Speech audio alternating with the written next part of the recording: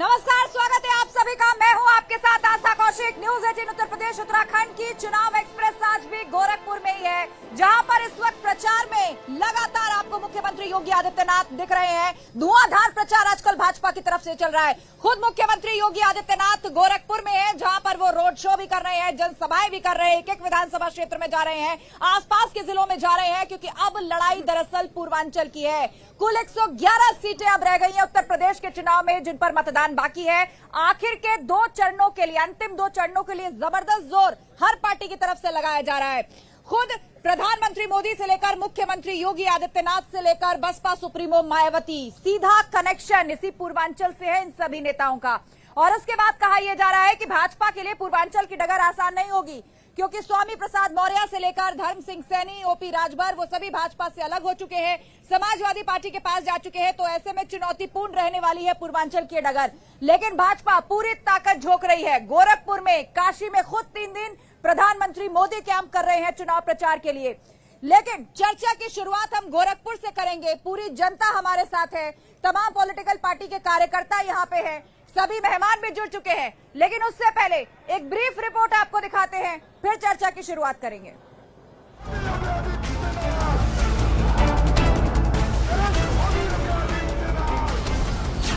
पूर्वांचल की 111 सीटों का विक्ट्री फॉर्मूला। आपने रामायण में एक नाम सुना होगा, लंकेश। तो इनका नाम है दंगेश। इनका आज से एक नया नाम हो गया, दंगेश। बाबा मुख्यमंत्री हमें दंगेश कहते हैं कि दंगेश हैं हम, दंगा कराते हैं। बताओ हम क्या दंगेश लगते हैं? इसलिए हम बाबा जी को कहना चाहते हैं, अगर उन्हें दंगेश देखना है तो जब वो सो के उठे तो जा करके आईने के सामने खड़े हो जाएं, आपको अपने आप दंगेज दिखाई दे जाएंगे।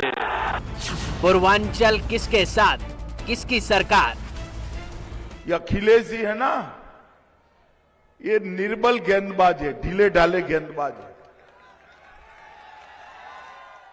इन्होंने इस बार फुल टॉस डाला है जातिवाद का।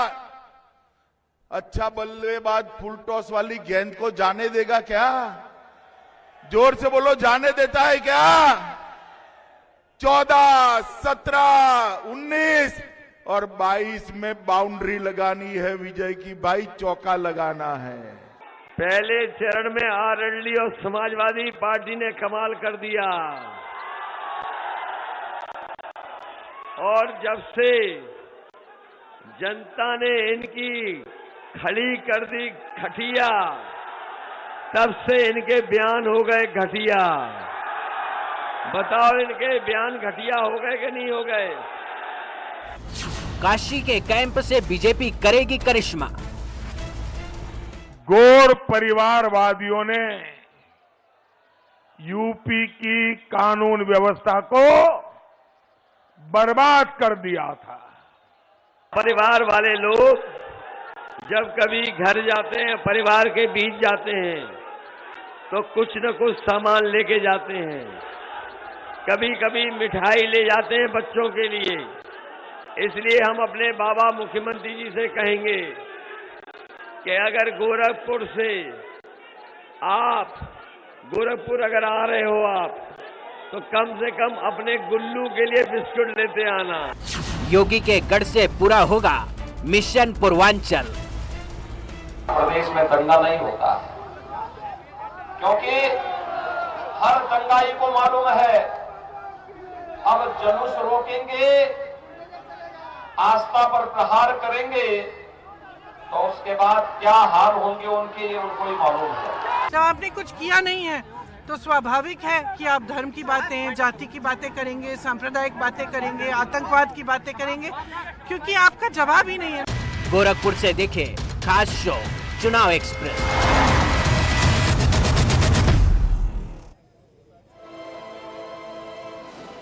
तो ये वो बयानबाजी का सिलसिला है जो हमने आपको दिखाया। प्रचार के मैदान में कौन सा सियासी नेता किसको किस तरह घेर रहा है, किस तरह आड़े हाथों ले रहा है। लेकिन इस बीच ये ज्यादा जरूरी है कि जनता के जहन पर क्या छाप छोड़ रहे हैं सभी नेता, जिन वादों और दावों का जिक्र कर रहे हैं, जनता क्या सोचती है उसे लेकर चर्चा की शुरुआत करेंगे। सभी मेहमान हमारे साथ जुड़ चुके हैं और थोड़ी देर में कांग्रेस का पक्ष रखने के लिए आ चुके हैं हमारे बीच में। बहुत बहुत स्वागत है आप सभी लोगों का, जोरदार तालियों के साथ स्वागत कीजिए।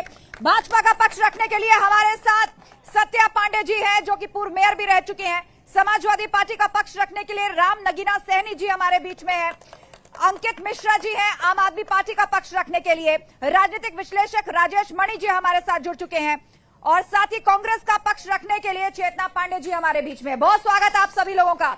लेकिन पहला सवाल सत्या पांडे जी आपसे यही, धुआंधार प्रचार चल रहा है गोरखपुर में।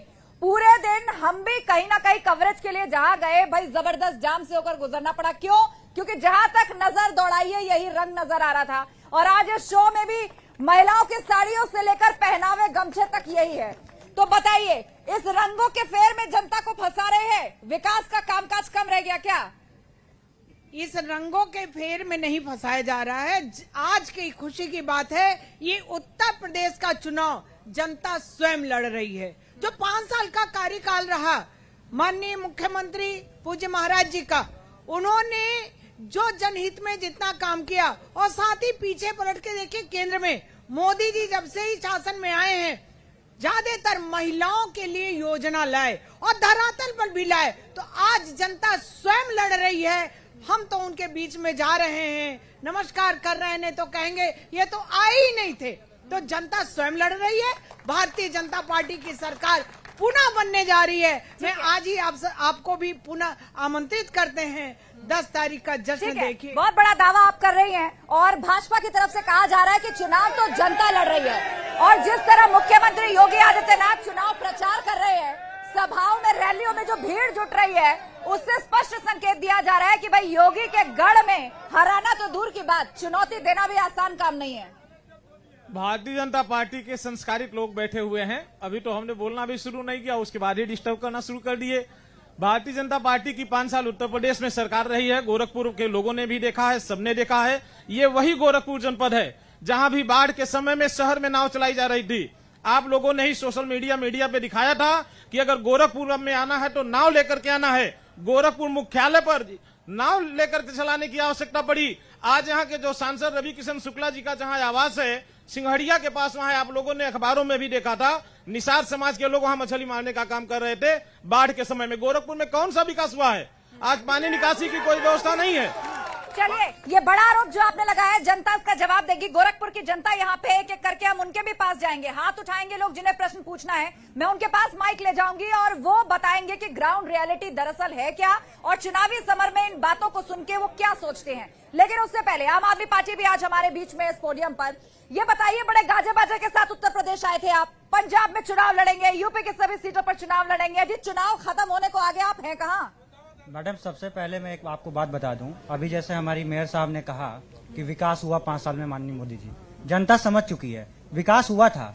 जैसे हमारे नगीना जी ने कहा विकास हुआ यहाँ के सांसद का, जो पहले घुटने पर पानी में टोक्यो और को बनाना चाहते थे वो वेनिस बना दिया। ये तस्वीरें तो हमने दिल्ली में भी देखी है, लोग कह रहे हैं यहाँ भी नाव तैराइए, आप फ्लाईओवर हो, अंडर पास हो, मैं वहीं से आती हूँ। आप दिल्ली में रहती हो तो आप एक प्रॉमिस ऐसा बताइए जो अरविंद केजरीवाल ने बोला और डिलीवर ना किया हो। हम वो काम लेके आए हैं जो हमने ऑलरेडी एग्जीक्यूट किया है। मैं एक एडवोकेट हूँ, यहाँ पे सत्या जी उस समय यहाँ पे मेयर थी, हमारे यहाँ खुद योगी जी ने आके कहा कि हर एक एडवोकेट के लिए हम एक वेलफेयर फंड लाएंगे। 70 करोड़ रुपए हर साल हम लोग वेलफेयर टिकट देते हैं। आज के टाइम पे बार काउंसिल बार बार उनसे मांग रही है, हिसाब दीजिए कि अधिवक्ता जो कोरोना में मर रहा था उसके लिए आपने क्या किया, कोई जवाब नहीं दिया।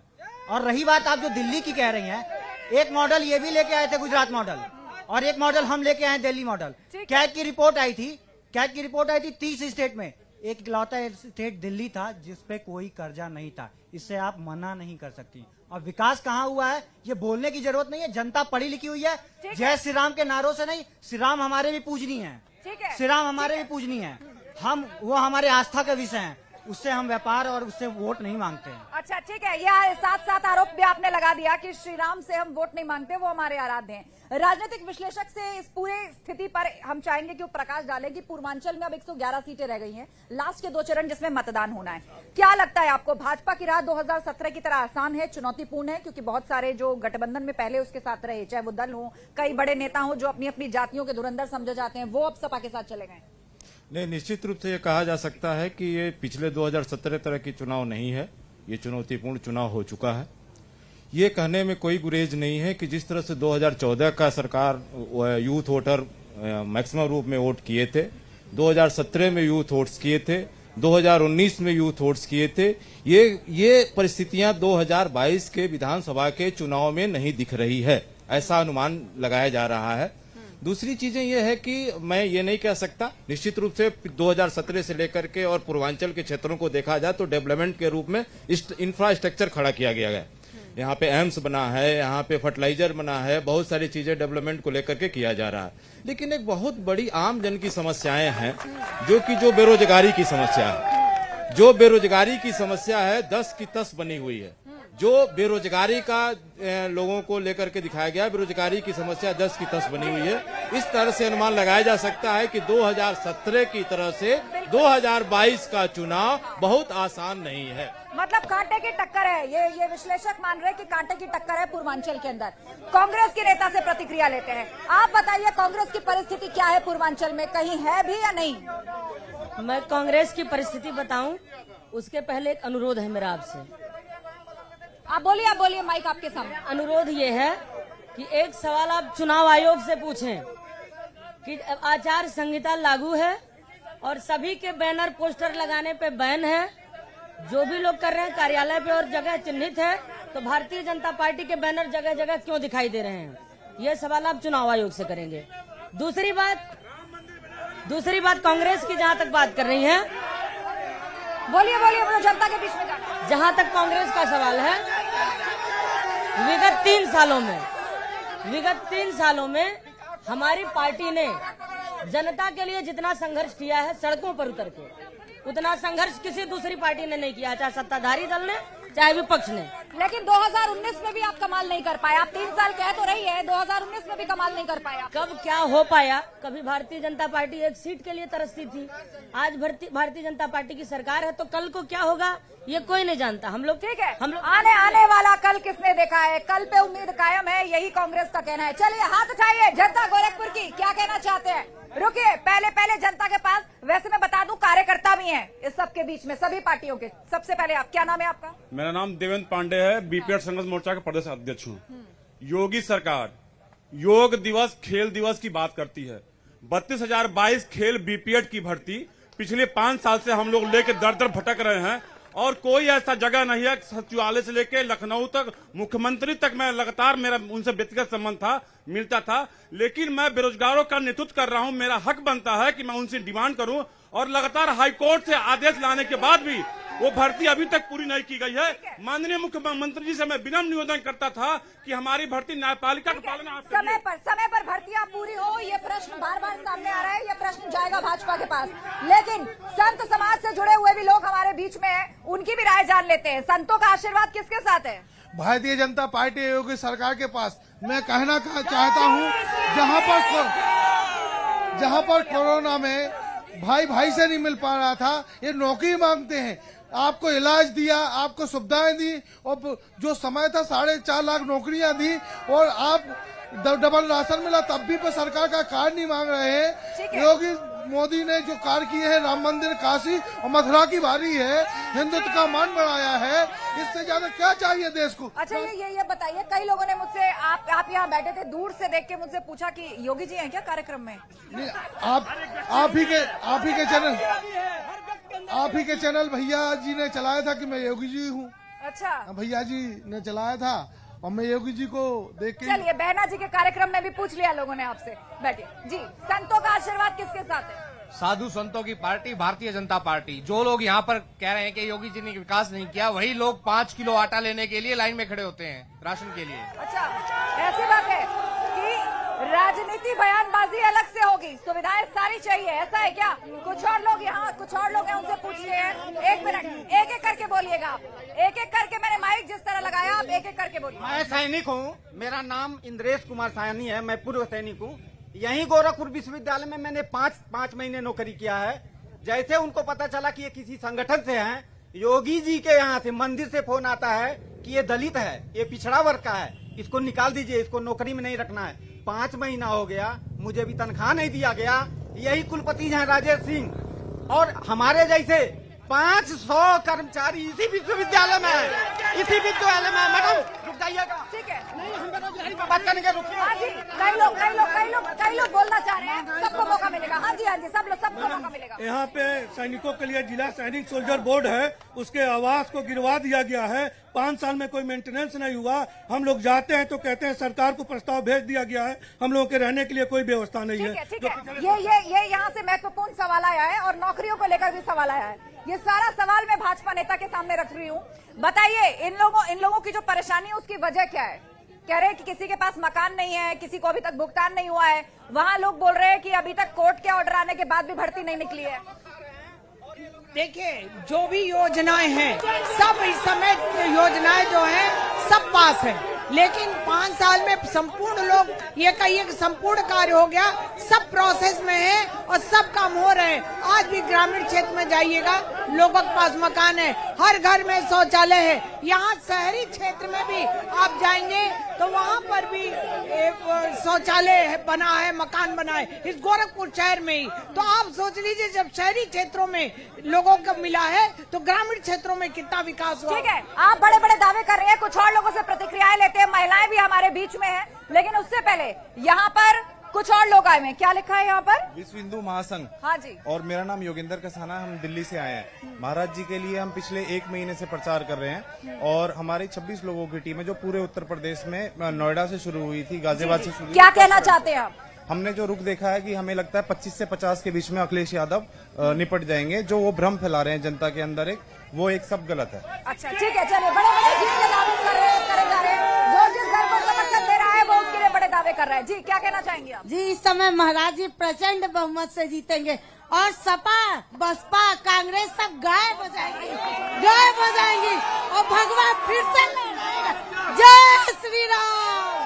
कैसे लहराएगा भगवा? भगवा एकदम प्रचंड लहराएगा और महाराज जी पूर्ण बहुमत से जीतेंगे। उन्होंने गोरखपुर के लिए और हर यूपी के लिए इतना अच्छा काम किया है, बहन बेटियों की इज्जत के साथ अच्छा काम किया है, इसलिए महाराज जी पूर्ण बहुमत से जीतेंगे। ठीक है, चलिए, बड़े दावे यहाँ पर किए जा रहे हैं। कहा जा रहा है भगवा लहराएगा, महिलाओं के लिए काम किया है, बेटियों के लिए काम किया है, सिक्योर समाज दिया है। लेकिन कुछ और लोग बात करना चाह रहे हैं। आप बोल चुके हैं, आप बोल चुके हैं। जी, आप पहले आप बोलिए। मैं कांग्रेस पार्टी की जिला सचिव हूँ।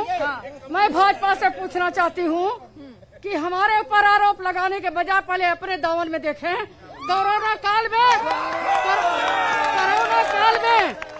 हजारों करोड़ों रुपए की किडनी बेच करके इन्होंने खाया है, इन्होंने जिंदा लाश बेचा है और किसी की दवा नहीं, किसी की कोई व्यवस्था नहीं। ठीक है, इस पर सवाल होगा कि कोरोना काल की राहत क्या लोगों तक नहीं पहुंची? आप क्या कहना चाहते हैं? मेरा भारतीय जनता पार्टी प्रवक्ता महोदय सवाल है, यही योगी जी जब यहाँ गोरखपुर में सांसद हुआ करते थे तो उनका एक ये था कि गोरखपुर विश्वविद्यालय को केंद्रीय विश्वविद्यालय की मांग हमेशा वो उठाते रहे हैं। जब से मुख्यमंत्री हुए तो ये प्रश्न क्यों नहीं करते हैं, या अब इस उनके पास पावर है वो खुद गोरखपुर विश्वविद्यालय केंद्रीय विश्वविद्यालय बना। ये मांग उठ रही है कि गोरखपुर यूनिवर्सिटी को सेंट्रल यूनिवर्सिटी कब बनाया जाएगा, उसका दर्जा कब मिलेगा? आप बोल चुके हैं, कोई और बोलना चाहता है? हमारे मुख्यमंत्री पहले हिंदुस्तान लेवल की बात करिए, देश स्तर की। मैं जोगी जी को क्या कहूँ, ये तो एक पेड़ की डाल है, मैं उस पेड़ को काटना चाहता हूँ जिसकी डाली है ये, ठीक है, जो दिल्ली में है। आप बताएं कि मोदी जी जब 2014 में चुनाव लड़े थे तो इन्होंने क्या वादा किया था? आप बताएं, जब 19 में इन्होंने चुनाव लड़ा था तो क्या कहा था? मैं तो फकीर हूँ जी, मेरी नोटबंदी से अगर हिंदुस्तान की जीडीपी 0.1% भी गिर जाएगी तो देश के किसी भी चौराहे पर खड़ा कर देना। फकीर हूँ, इस्तीफा देकर चला जाऊंगा। तो मतलब केंद्र के मुद्दों पर क्या उत्तर प्रदेश का चुनाव होगा? केंद्र के मुद्दों पर, ठीक है एक एक करके एक मिनट। इन्होंने सारे डिपार्टमेंट को प्राइवेट करके ये देश की गुलामी पे और बढ़ाने का काम किया इन्होंने। अगर एक आदमी खरीद रहा है पूरे डिपार्टमेंट को, अगर वह किसी विदेशी के हाथ बिक जाएगा तो सारा बैठे बैठे सारे लोग गुलाम हो जाएंगे। ठीक है, बार बार वही बात विपक्ष की तरफ से दोहराई जा रही है, ये बेच दिया वो बेच दिया, अपॉर्चुनिटीज खत्म हो जाएंगी। एक मिनट, आप बोल चुके हैं। हाँ जी, आप बताइए, ये क्या लिखा हुआ है आपने? भर्ती 2016। माइक छोड़िए आप। जी हम 2016 दरोगा भर्ती के अभ्यर्थी हैं। तीनों चरणों में पास होने के बाद हमको अंत में बताया जाता कि आप प्रथम चरण में फेल हैं। हम लोग हाई कोर्ट जाते हैं, हमको लखनऊ बेंच से जीत मिलती है, इलाहाबाद बेंच से जीत मिलती है, और हमारे आर्डर के अगेंस्ट सरकार सुप्रीम कोर्ट चली जाती है, और वहाँ जो है 5 फरवरी 2021 को फैसला रिजर्व होता है, और इस साल 7 जनवरी को ऑर्डर आता है, जिसमें पॉइंट नंबर 55 पे हम लोगों को मेंशन किया गया है कि इन लोगों को। मतलब आप ये कहना चाहते हैं कि आप पास कर गए थे और फेल कर दिया गया आपको? अच्छा ठीक है, भर्तियों की बात हो रही है। नारे मत लगाइए, उकसाने वाले नारे मत लगाइए, उकसाने वाले नारे मत लगाइए। कुछ और महिलाओं से बात करते हैं। उकसाने वाले नारे मत लगाइए। मैं माइक नहीं ले जाऊंगी उसके पास जो उकसाने वाले नारे लगाएगा। जी क्या कहना चाहती हैं आप? नाम क्या है? मेरा नाम रचना गुप्ता है। उन्होंने जो सैनी जी ने कहा था कि योगी जी के सरकार में फर्क होता है। 10 मुस्लिम परिवार को हम जानते हैं जिनको मकान बनवाने के लिए पैसा, हर सुविधाएं मिलती है, और मुस्लिम परिवार ही चाहते हैं कि हाँ बीजेपी की सरकार आए। ये लोग खा के नमक हरामी वाली बात कर रहे हैं। अच्छा, ये तो बहुत बड़ी बात आप कह रही है कि मुस्लिम परिवार चाहते हैं कि योगी जी की सरकार आए। मैं ये कहना चाहती हूँ, महिला के सम्मान में भाजपा मैदान में है, क्योंकि पहले हम ना इतने रात को हम लोग घर से बाहर नहीं निकल सकते थे। महिलाएं 7 बजे के बाद घर में बंद हो जाती थी। आज हम लोग खुलेआम 10 बजे 12 बजे, और मैं यहाँ से नहीं हूँ, मैं बाहर से आई हुई हूँ, गाजियाबाद से आई हूँ, प्रदेश में हूँ महिला मोर्चा में, और मैं यहाँ प्रचार के लिए बहुत फख्र है। मेरे शहर से आई है, हम दोनों एक ही जगह गोरखपुर में मिले। ठीक है, कुछ और लोग कहना चाहते हैं। मैं विपक्ष से पूछना चाह रही हूँ, मैं सपा से पूछना चाह रही हूँ को किस मुद्दे पे वोट मांगने आ रहे हैं, किस मुंह से आ रहे हैं? क्या हो गया, नाराज क्यों है? दीदी, इससे पहले सभी कॉलेजों पे पुलिस लगानी पड़ती थी, इस स्तर की गुंडागर्दी थी। मैंने देखा है, मैंने झेला है इस तरह की गुंडागर्दी को।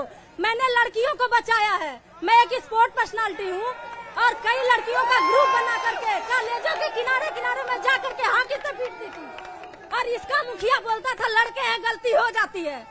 चलिए बैठिए, गुस्सा कंट्रोल करिए। मैं सवाल सामने रख देती हूँ। ये बताइए, नौकरियों के लेकर सवाल आपके पास आया है, महिला सुरक्षा को लेकर सवाल आपके पास आया है। वो कह रही है मैं खुद स्पोर्ट्स खेलती थी, मैंने हॉकी से मारा है शोधों को। 2017 से पहले ये हाल था, और आज हम सिक्योरली घूम रहे हैं। भारतीय जनता पार्टी के लोग झूठों की फैक्ट्री हैं। ये सभी चीजों को झूठ बोलते हैं। यही मुख्यमंत्री का शहर है। प्रियंका भारती की हत्या कर दी जाती है, उसके परिवार के लोग आज भी न्याय पाने के लिए भटक रहे हैं। इसी विश्वविद्यालय की छात्रा प्रियंका भारती का भी 2 महीना 3 महीना पहले हत्या कर दी जाती है। आज तक उसको न्याय नहीं मिलता है, क्योंकि वो दलित जाति की रहती है। और आज सवाल तो सरकार से पूछना चाहिए, सवाल विपक्ष से हो रहे हैं। गोरखपुर जनपद के लोगों को अगर शर्म हो भारतीय जनता पार्टी के अंदर, तो आप लोगों को बताना चाहिए कि ये गोरखपुर 2012 में जब समाजवादी पार्टी की सरकार बनी, तो गोरखपुर का एकलौता उत्तर प्रदेश का एकलौता टेक्निकल विश्वविद्यालय मालविया के रूप में माननीय अखिलेश यादव जी ने दिया था। ठीक है, सेंट्रल यूनिवर्सिटी बनाने की मांग चल रही है, वो कुछ कहना चाहते हैं, उनके पास मैं आऊंगी। हाँ बताइए, क्या कहना चाहते हैं? जैसे हमारी बहन ने कहा कि उन्होंने गुंडों को हॉकी से मारा है, मैं एक तथ्य सबके सामने रख दूं, सभी पढ़े लिखे हैं।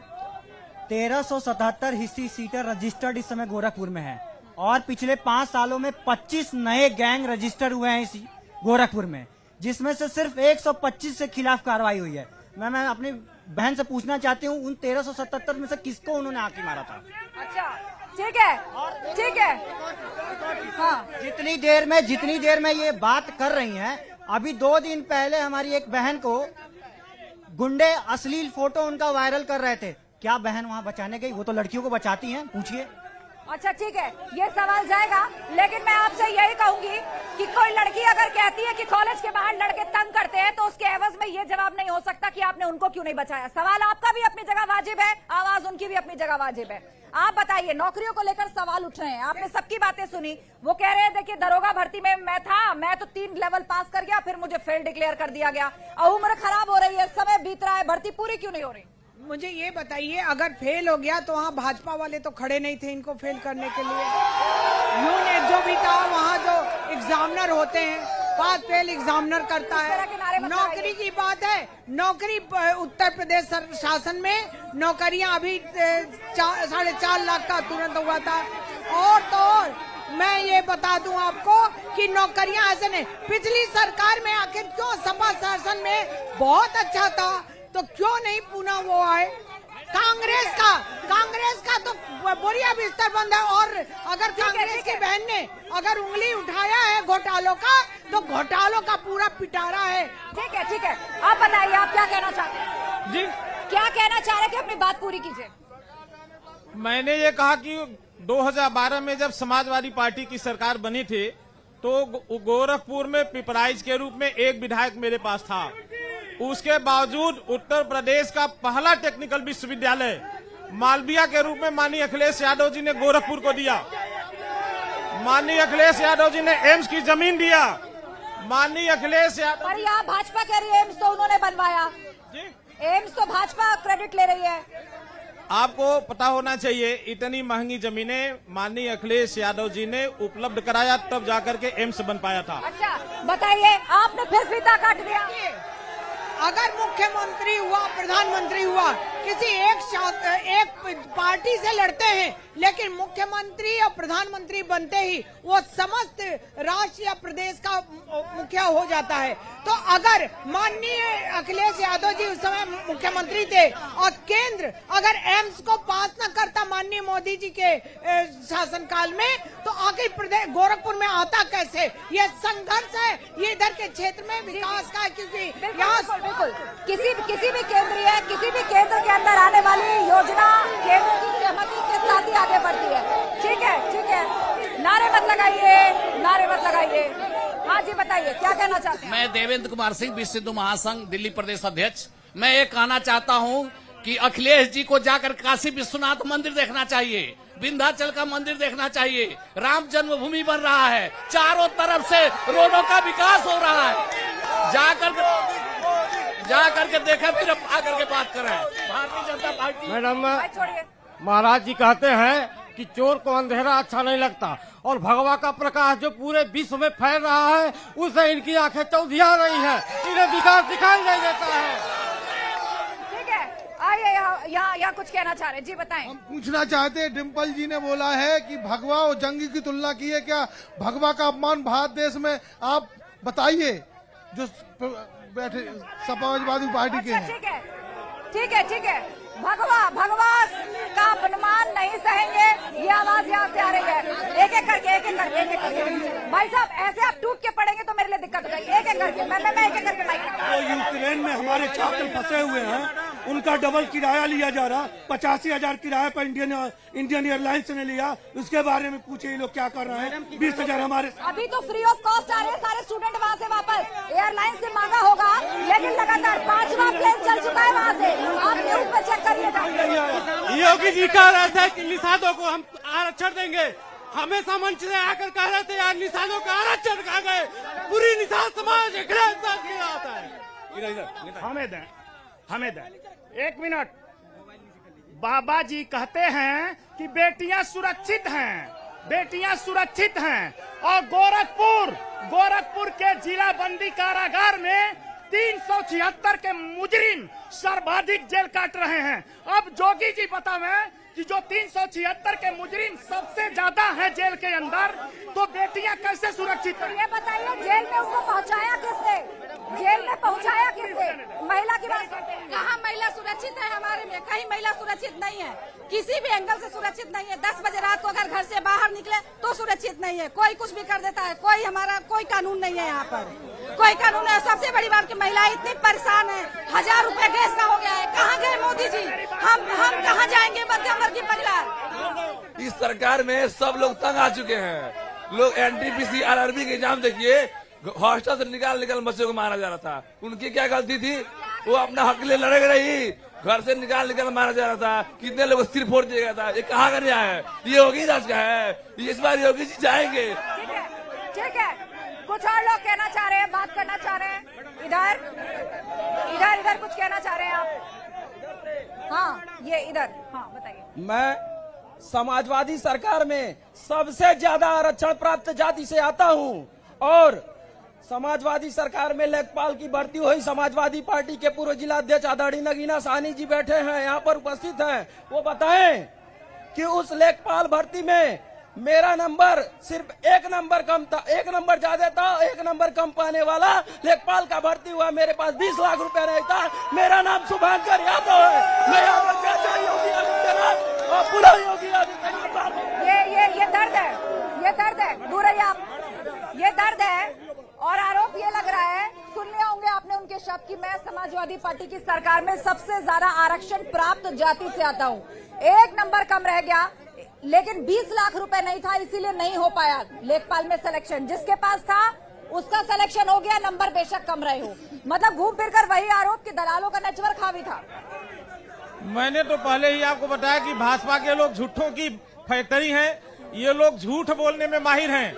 अभी ये लोग, हम तो उस निषाद मछुआरा समाज से आते हैं। अच्छा, एक बात बहुत अच्छी है, मतलब जब आरोप आप पे लगता है तो आप झूठ बोल रहे कह के निकल जाते हैं। जब आरोप उन पर लगता है तो आप कहते हैं नहीं जी ऐसा हो रहा है। आप बताइए। हमारी पूरी बात तो कर लेने दीजिए, उसके बाद हटाए करिए। नहीं, आपने तीसरी बार कहा मेरे सामने। हम तो उस निषाद मछुआरा समाज से आते हैं जिसने श्री रामचंद्र जी की नैया पार कराया था। हमने तो जहाँ भी धर्म की बात इन्होंने किया, हमने तो श्री रामचंद्र जी की नैया पार कराया था। जिस ये लोग श्री रामचंद्र जी की बात कर रहे हैं, उस श्री रामचंद्र जी के लिए इन लोगों ने कहा था कि रामलला हम आएंगे, मंदिर वहीं बनाएंगे। कानून क्यों नहीं बनाया इन लोगों ने? ये तो कोर्ट के आदेश पर हो रहा है। कौन सा काम राम के लिए इन लोगों ने किया? अच्छा, इन लोगों ने यही पूछ देती हूँ, बताइए राम मंदिर भाजपा ने बनवाया, इसका क्रेडिट आप कैसे ले सकते हैं? वो तो कह रहे हैं कि सुप्रीम कोर्ट बनवा रहा है। क्या किया आपने राम मंदिर के लिए, बताइए आज सबको। मैं अपने भाई से पूछना चाहती हूँ कि कह रहे हैं झूठों की फैक्ट्री।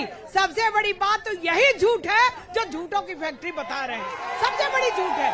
और वो भी हम भी सम्मान करते हैं क्योंकि रामचंद्र जी को नदी पार कराने वाला जो हमारा नाविक था वो हमारे परिवार का हम लोग पूजते हैं। और दूसरे जो भी आरोप लगा रहे हैं सरासर झूठ है, क्योंकि ये चुनाव है। समय जाते, बस 3 तारीख को यहाँ वोटिंग है, 10 तारीख को मैं पहले ही आप लोग को आमंत्रित कर चुकी हूँ। एक बात कहा जाता है कि कितना, एक गांव में कहावत है कि एक नाई था, वो बाल बना रहा था, उससे पूछा, बार बार पूछता था ए नाई कितना बाल? क्या बाबू अभी थोड़ी देर में आपके सामने आ जाएगा। तो 10 तारीख को सब आ रहा है। ठीक है, 10 तारीख इंतजार सबको है कि 10 तारीख को सब आ रहा है जी। बड़े ही चालाकी से हमारी आदरणीय महापौर साहब ने कहा है कि निषाद हमारे परिवार का है जिसने नैया पार कराया। भाई उन्होंने गठबंधन कर लिया निषाद पार्टी से, तो वो तो कह सकते हैं। अगर नैया पार कराने वाला निषाद इनके परिवार का है तो अयोध्या में जो मंदिर बन रहा है, जो कमेटी बनाई गई, उसमें निषाद परिवार के किसी व्यक्ति को क्यों नहीं रखा गया? उसमें दलित और पिछड़े को क्यों नहीं रखा गया? किस बात का निषाद आपके परिवार का है? आप पुजारी ही दलित हैं, क्यों नहीं है? लेकिन ये बताइए, जाति बांटने का जब हिंदू पुजारी है तो सर्वधर्म समभाव की बात होनी चाहिए। मुझे एक बात समझ नहीं आती, जब हिंदू का जिक्र आता है तो वहाँ जातियाँ कौन निकाल लाता है? वो दलित क्यों नहीं है, वो फलाने समाज का क्यों नहीं है, वो यहाँ क्यों नहीं है? रामलला हम आएंगे, मंदिर वहीं बनाएंगे। रामलला हम आए तो मंदिर वहीं बनाए और ये मंदिर का निर्माण है। रामलला ठीक है, कांग्रेस के नेता हमारे साथ है, आप सबकी दलीलें सुन रही हैं, सबकी बातें सुन रही है। गोरखपुर की विशेषकर हम बात करें तो यहाँ भाजपा ने अपना शक्ति प्रदर्शन कर दिया है। मुख्यमंत्री योगी आदित्यनाथ पूरी भगवामयी ब्रिगेड लेकर पूरे गोरखपुर में आज रहे और हर जगह उन्होंने कहा कि मेरा गोरखपुर, यहाँ हर बूथ पे भगवा लहराएगा। तो वो कह रहे, मतलब वो मैसेज दे रहे हैं कि इस गढ़ में जीतना तो दूर, चुनौती देने की भी मत सोचना। देखिए, शरीर किस रंग से रंगा है, तन किस रंग से रंगा है, ये महत्वपूर्ण नहीं है। महत्वपूर्ण ये है कि जनता का मन किस रंग से रंगा है, और जनता का मन इन लोगों से ऊब चुका है। संत समाज के लोग बैठे हैं, संत समाज के लोग बैठे हैं। एक प्रश्न कर रही हूँ, बोलिए बोलिए, मैं ले जाऊंगी आपका। भगवान राम के पिता का नाम क्या था? संत समाज के लोग बैठे हैं, पूछ रही हूँ। कोई भी बता देगा। महाराजा दशरथ का नाम क्या था? महाराजा दशरथ, कोई भी बता देगा। आगे की बात। दशरथ अगर बता देगा तो इनके दल के एक व्यक्ति ने कहा कि महाराज दशरथ उनके पिता ही नहीं थे, और न तो भाजपा, उन्होंने माफी मांग ली है। उन्होंने भाजपा के किसी व्यक्ति ने खंडन किया, न तो उन्होंने माफी मांग ली है। आप संजय निषाद की बात करें ना, माफी मांग ली है उन्होंने। ठीक है, जनता के बीच से सवाल, क्योंकि शो हमारा अंतिम पड़ाव में जा रहा है। आप बोल चुके हैं। मैं छोड़िए। अभी आपने नौकरियों की बात की। अखिलेश सरकार ने नौकरियां बेची, इन्होंने हर जगह नौकरियां भ्रष्टाचार किया। हर गरीब का बच्चा नौकरी में इंटरव्यू तक नहीं पहुंच पाया। और इनके जमाने में लोग थैले लेकर के अटैची लेकर घूमा करते थे। रुपए से बेटी इन्होंने नौकरी, पैसे ले लेकर नौकरी दी है। सारे यादव और मुस्लिम पढ़ते नौकरी के नाम पर इन्होंने ये बताइए, आप बेकाबू मत होइए, बेकाबू आराम से बात रखिए जैसे बाकी लोग रख रहे हैं। सरकार चलाने की बात छोड़ दीजिए। जो मोबाइल नहीं चला सकता, जो लैपटॉप नहीं चला सकता, वो सरकार क्या चलाएगा? मैम, क्या उम्मीद कर सकती बताइए, यहाँ इस तरह की बातें हो रही है। मैं मुद्दों की बात पूछ रही हूँ, शहर में क्या कामकाज हुआ है उस पर सवाल उठाइए, बात कीजिए। यहाँ इस तरह की आप बोल चुके हैं। आप बोलिए। मैं विपक्ष वाले से यही कहना चाहता हूँ, अगर अंधे नहीं होंगे तो ये पूरा गोरखपुर जितना विकास की है, अगर अंधे होंगे तो नहीं दिखाई देगा, लेकिन जितना गोरखपुर विकास की कोई कहीं नहीं की है। ये चुनाव जाति पे होगा, रंग पे होगा, शिक्षा और रोजगार पे होगा। ये लोग जो भी आते हैं, ये जाति, धर्म और धर्म के बारे में क्या मतलब होता है? रोजगार पे होना चाहिए, शिक्षा पे होना चाहिए, मेरा सवाल मैं समाजवादी वालों से पूछना चाहता हूँ, जो विकास करने वाले बार बार कहते हैं हमने विकास किया, तो धर्मेंद्र सांसद बधाई से कैसे हारे? किन्नौर विधानसभा कैसे हारे? क्योंकि बाकी जनता ने देखा कि भर्ती घोटालों में दलाली चली, पैसा चला और बाकी जनता को नकारा गया, इसलिए बधाई से सांसद। ठीक है। और कोई नहीं? आप बोलिए। ठीक है, महाराज जी आप बैठिए, आप 2-3 बार बोल चुके। बोलना चाहता हूँ मैं समाजवादी सरकार से कि इससे पहले इनकी सरकारें थी, तो फर्टिलाइजर खाद कारखाना के लिए क्यों नहीं ये लोग आगे आए? खादी कारखाना के लिए ये लोग क्यों नहीं आगे आए 17 से पहले? ठीक है, और ठीक है। चलिए, सवाल ये आया है कि खाली और बंद कारखानों के लिए आप लोग 2017 से पहले आगे क्यों नहीं आए? खाली कारखानों के लिए, बंद पड़े कारखानों के लिए आप 2017 से पहले आगे क्यों नहीं आए? अभी नोटबंदी और जीएसटी लगा करके भारतीय जनता पार्टी की सरकार ने तमाम कल कारखानों को बंद कर दिया। उस मुद्दे पर तो 2019 में चुनाव लड़ा जा चुका है, जनता ने उनको फिर वापस बिठा दिया। अभी आप गोरखपुर जिले में जो आपका ये फर्टिलाइजर चला, इसको भी भारतीय जनता पार्टी की सरकार ने बंद किया था, और आज तो भारतीय जनता पार्टी की सरकार है। सवाल भारतीय जनता पार्टी से होनी चाहिए थी। नहीं, वो तो कह रहे हैं कि आज फर्टिलाइजर फैक्ट्री शुरू हो गई, लेकिन 2017 से पहले आप इसका जिक्र नहीं कर रहे थे, अब कर रहे हैं। जी, आप क्या कहना चाहते हैं? देखिए, सबसे पहले मैं आदरणीय संतोष जी को से विनम्र निवेदन करता हूं कि भगवा कलर जो होता है वो यूनिटी, संभाव का प्रतीक होता है, लेकिन उनके आचरण से ऐसा बिल्कुल नहीं लग रहा है कि यहाँ पे राम के आचरण तो बहुतों का सवाल के घेर में आ जाएगा। आप अपना सवाल पूछिए। मेरा सवाल ये है कि 5 लाख नौकरियां देने के लिए भारतीय जनता पार्टी ने कहा था। 5 ऐसे विभाग बता दीजिए जिसमें उसने नौकरी दी। 17 मैं बता दूंगा जिसका पेपर लीक हुआ है। मेरा सवाल ये है। चलिए, ये सारे सवाल उनके पास ले जाते हैं। घूम फिर कर बात आ जाती है, पेपर या तो लीक हो गया, भर्तियां या तो अटकी हुई हैं, विभाग जिनमें पद खाली पड़े हुए हैं। क्या आश्वासन देंगे आप नौजवानों को? देखिए, यहाँ पे जो पर्ची लीक होने वाले, यहाँ का प्रशासन इतना चुस्त दुरुस्त था। पहले पर्चियां बट जाती थी और एग्जाम हो जाता था, एक तय होता था, उतनी नौकरियां लगती थी।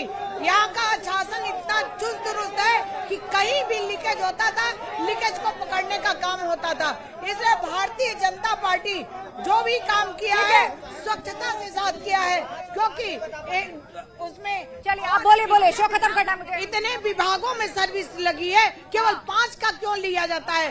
इतने विभागों में सर्विस लगी है, हर विभाग में युवाओं को रोजगार मिला। ठीक है, चलिए तो भाजपा दावा कर रही है कि हमने इतने लाख नौकरियां दी है, सभी ट्रांसपेरेंट तरीके से, कोई दलाली का नेटवर्क नहीं, केवल योग्य उम्मीदवारों को नौकरी मिली है।